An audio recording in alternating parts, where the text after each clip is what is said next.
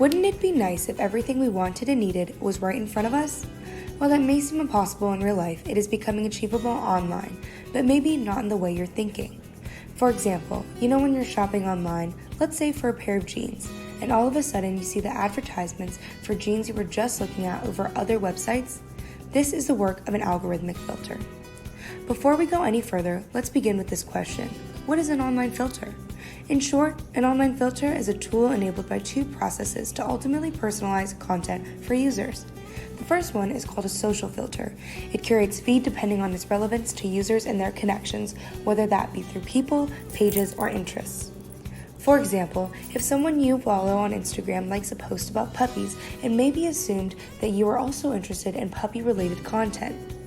The other type of filter is an algorithmic filter, which uses computer algorithms to sort information based on data collected about users' characteristics, such as sex, age, occupation, and so on. This information comes from user profiles, behavior, and most importantly, cookies. Cookies are bits of information that are stored on computers themselves. There are three main types: session cookies that only last for the duration of a visit to a site, tracking cookies which remembers users' behaviors when a username and password is input, and third-party cookies that are hosted on a separate browser than the one a user is on and tracks them across different sites.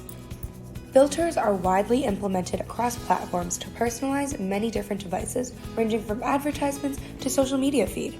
They are used to refine information according to what the computer deems appropriate for a given user, yet many do not even know they're being implemented. It is an invisible hand that has a tremendous impact on information presented to users.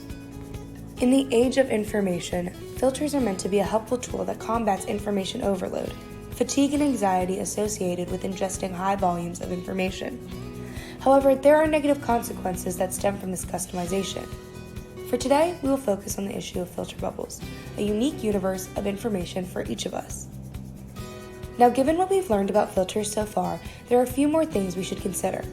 Filters do not work on their own. They work like a function, using an input and producing an output. First, they observe user activity. Then, they make assumptions about the user. And finally, they create a specialized feed for them. This means that there are two types of personalizations occurring. One, called self-selected personalization or explicit personalization, and two, pre-selected personalization or implicit personalization. Explicit personalization is when individuals choose to only engage with content that supports their personal ideas and beliefs, while implicit personalization is a consequence of customization done by outside forces.